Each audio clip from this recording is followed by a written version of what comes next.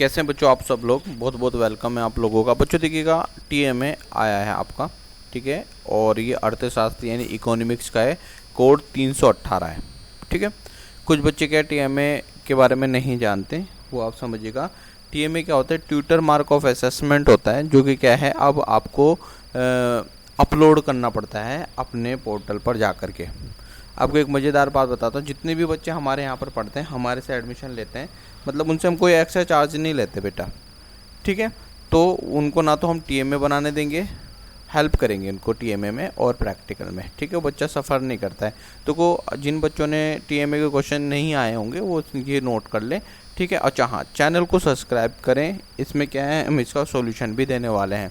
आपको कोई ख़रीदना नहीं है टीएमए किसी से भी, 1 रुपये के पैसा नहीं लगाना, बस वीडियो को आगे पीछे करके देखते रहना, ठीक है। जैसे कि इसमें क्या है, देखो सभी प्रश्न देने हैं और प्रत्येक प्रश्न है उसके सामने क्या उसके मार्क्स दें। All the question are compulsory, the marks allotted for each question are given beside the question, ठीक है। यानी इसके सामने हमें आंसर्स के सामने, क्वेश्चंस के सामने जो हमारे पास है तो उसमें आपको नंबर दिए जाएंगे, ठीक है। उत्तर पुस्तिका के प्रथम पृष्ठ के ऊपर अपना नाम लिखना है, नामांकन संख्या, केंद्र का नाम और सब्जेक्ट का नाम लिखना है। यानी right the name, enrol number and all the end name and subject of the first page and the answer sheet. Answer sheet पे अपने नाम वगैरह सब कुछ लिखना है।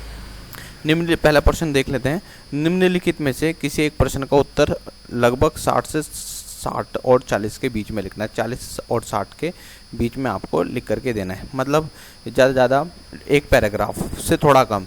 जैसा कि आप जानते हैं कि भारतीय व्यवस्था एक विकासशील अर्थव्यवस्था है। हमारे अर्थव्यवस्था में दुनिया की विकसित अर्थव्यवस्थाओं की कतार में लगने के लिए अपना कदम बढ़ाया है।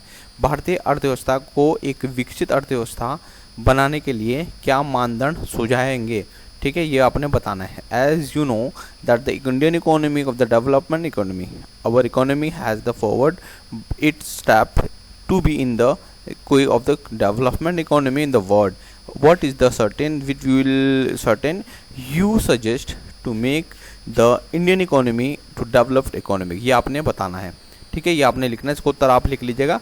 अभी मैं इसका सॉल्यूशन भी आपको दे दूंगा, ठीक है। उसके बाद दूसरी वीडियो में सॉल्यूशन मैं आपको दूंगा, लेकिन पूरी वीडियो देखें पहले तो। लेकिन एक मुझसे प्रॉमिस करें कि मेरे चैनल को सब्सक्राइब करें, और फिर क्योंकि ये चैनल ही आपको क्या है बहुत अच्छे मार्क्स दिलाएगा, डेफिनेटली इतना आप समझ लें, ठीक है। कोई पैसा आपसे नहीं लिया जाता, ठीक है। दूसरा क्वेश्चन है, भारत में अपने विभिन्न सामाजिक आर्थिक समस्याओं के समाधान के लिए पंचवर्षीय योजना को प्रणाली को अपनाई है। हाँ, एक चीज़ समझ ले, अगर इसमें आप मार्क्स नहीं चढ़ाओगे ना, इसको आप नहीं बनाओगे, भूल के भी पास होने की सोच ना लेना, पास नहीं होंगे आप लोग, ठीक है। तो समझ लेना। अब देखो दूसरा समझ लीजिएगा, इसको पढ़ देते हैं, ठीक है। भारत ने अपनी विभिन्न सामाजिक और आर्थिक समस्याओं के समाधान के लिए पंचवर्षीय योजना प्रणाली को अपनाया है। अब पंचवर्षीय योजनाएं क्या होती हैं कि हम लोग क्या है, एक निर्णय करते हैं, एक बनाते हैं, एक सॉल्यूशन बनाते हैं कि यार हमारी 5 सालों में हमने क्या क्या करना है। इस कथन के आलोक में भारत में पंचवर्षीय योजना के उद्देश्यों को प्रासंगिक और व्याख्या करनी है हम लोगों ने, ये ठीक है।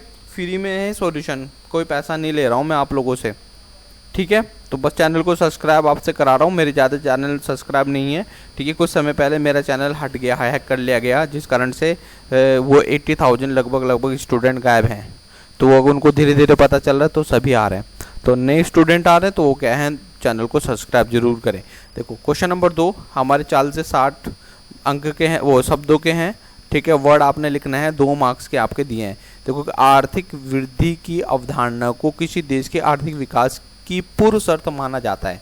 उपयुक्त उदाहरण देकर इसके समझाना है हमने, ठीक है। अब अगर ये नहीं करना तो सेकंड क्वेश्चन कर दो। 21वीं सदी के शुरुआत में हमारे देश में गरीबी और बेरोजगारी की सीमा को कम करने के लिए सरकार द्वारा किए गए कुछ प्रभावी कार्यक्रमों की और नीतियों के संक्षिप्त विवरण देना, ये भी आप लोगों ने करना है। 2 नंबर मिल जाएंगे, इनमें से एक कर लेना। निम्नलिखित में से एक उत्तर लिखना है, कोई भी लिख सकते हो आप, ए लिख लो, बी लिख लो, ठीक है। और 60 से 40 अंक के बीच शब्दों के बीच में 2 नंबर मिले। भारत की ग्रामीण जनसंख्या गाँवों से शहरों की ओर तीव्र गति से जा रहे हैं। रीज़न क्या है? क्योंकि भाई शहरों में क्या है, काम धंधा है, परंतु गाँव में ऐसा नहीं है, कुछ भी नहीं बचा है, इस कारण से पलायन करे। तो इसमें कुछ सुझाव आप दे सकते हैं। आपको क्या है, अब देखो क्वेश्चन ये करना चाहो तो ये कर लो, सेकंड करना चाहो। कक्षा 10 के 40 विद्यार्थियों द्वारा अंग्रेजी में प्राप्त अंक दिए गए हैं, ठीक है। ये आप कोई भी कर सकते हो, फर्स्ट करना चाहो सेकंड, निम्नलिखित में से किसी एक प्रश्न का उत्तर देना है सोर्सेस 150 शब्दों में। ठीक है, अब निम्नलिखित आंकड़ों को आलेख बनाना है। आलेख बनाओ या अगला क्वेश्चन की ओर आ जाओ। ये देखो दूसरे वाला है बी। सांख्यिकी अध्ययन का अर्थ सांख्यिकी विज्ञान और सांख्यिकी पद्धति जैसे सांख्यिकी जांच के विभिन्न चरणों को गुजरना पड़ता है। सांख्यिकी जांच में प्रयुक्त उपकरणों की तकनीकी सहायता से इन चरणों की विवेचना करनी है। पांचवा क्वेश्चन हमारे पास है, निम्नलिखित में से एक प्रश्न को लिखना है 100 से 150 शब्दों में। अब यहाँ पर देखो, एक करोगे तो 4 आपको कितने मिलेंगे, 4 अंक मिल जाएंगे। श्री अतुल को सेव और संतरे की खरीद पर 5 रुपये खर्च करने पड़ते हैं। चलो जी ठीक है, ठीक है, जिसकी कीमत 1 रुपये प्रति सेब और 50 पैसे प्रति संतरा है। अच्छा जी ठीक है, चलो अंधिमान वक्र बनाना है यहाँ पर। ठीक है, अब तुम लोगों ने अगर पढ़ा होगा तो ये आप लोग कर सकते हैं। छठा क्वेश्चन देखो, 5 क्वेश्चन हो गए। छठा क्वेश्चन है, नीचे दिए गए टॉपिक पर आपने एक चीज़ लिखना है। ठीक है, एक छोटा सा ये टॉपिक आप लोगों ने पढ़ना है। 6 नंबर का आपको यहाँ पर अंक दिए गए हैं। ठीक है, तो इसको आप लोगों ने बनाना है। ठीक है, निष्कर्ष आप लोगों ने देना है। ठीक है, निष्कर्ष दे करके आपको बताएंगे कैसे आप लोगों ने ये बनाना है। ठीक है बेटो, और क्या है, इनको अगर नहीं करोगे, अपलोड नहीं करोगे तो डेफिनेटली इतना समझ लो आपको कोई भी अंक नहीं मिलेंगे। पास तो आप हो ही नहीं सकते। भूल के भी सोचना नहीं कि पास हो जाएंगे। ठीक है, कुछ लोग अपलोड ही नहीं करते हैं, लेकिन यहाँ भी आपको अलग अलग से करना होता है। चलिए, थैंक यू सो मच। जय हिंद, जय भारत। आपका दिन शुभ रहे। चैनल सब्सक्राइब जरूर करो भैया। ठीक है।